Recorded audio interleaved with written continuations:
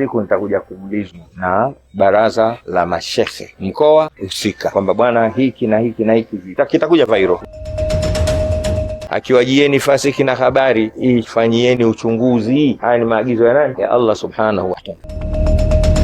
Mtakuja kuwaumiza watu kwa kutojua ubaya na athari ya zile habari. Assalamu alaikum wa rahmatullahi wa barakatuh. Waandishi habari, karibuni sana tena katika ofisi zetu za BAKWATA makao makuu hapa.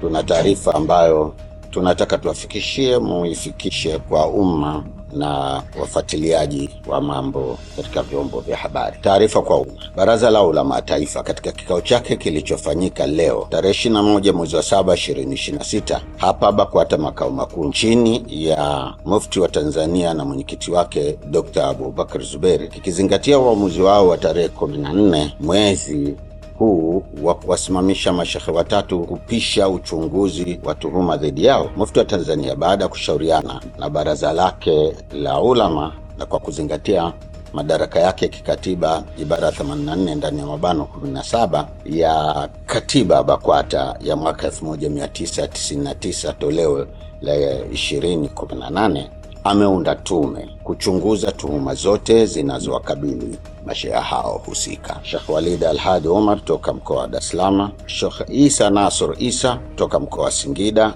na Sheikh Hassan Idi Kibura toka mkoa wa Kigoma. Tume hiyo imepewa mwezi mmoja kuchunguza kadhia hizo na kuwasilisha taarifa zake kwa Mufti wa Tanzania ambaye pia ni mwenyekiti wa baraza la ulama BAKWATA. Wajumbe wa tume hiyo ni hawa wafuatao: 1. Sheikh Shaban Juma Abdallah, Sheikh wa mkoa wa Arusha, mwenyekiti; Dr. Musa Hans, mhadhiri chuo kikuu cha Dar es Salaam; Dr. Abdallah Tego, mhadhiri chuo kikuu cha Morogoro; wakili Ummi Aziz Kheri, mwanasheria; Mwalimu Ali Abdallah Ali, mkurugenzi wa elimu BAKWATA; Hamisi Kalimwage, mjumbe wa kamati ya utatuzi wa migogoro ya misikiti na madrasa nchini. Tunasihi Waislamu wote na wasiokuwa Waislamu kuwa watulivu kwa kipindi hiki ambacho tume inafanya kazi, na pia tunawaomba wenye taarifa muhimu kuhusu kadhia hii waweze kuwasilisha taarifa zao ndani ya tume hii. Pia wale wote watakaohitajika na tume katika kukusanya taarifa muhimu, tunawaomba watoe ushirikiano ili kufanikisha malengo ya tume hii ambayo ni kutenda haki kwa kila upande. Tunamwomba Mwenyezi Mungu atuwezeshe katika jambo hili la kheri. Wa billahi tawfik. Hassan Said Chizengo, katibu wa baraza la ulama na msemaji wa Mufti.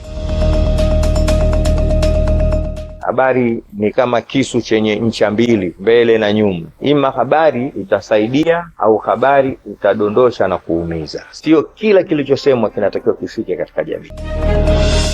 Ukweli na uhakiki.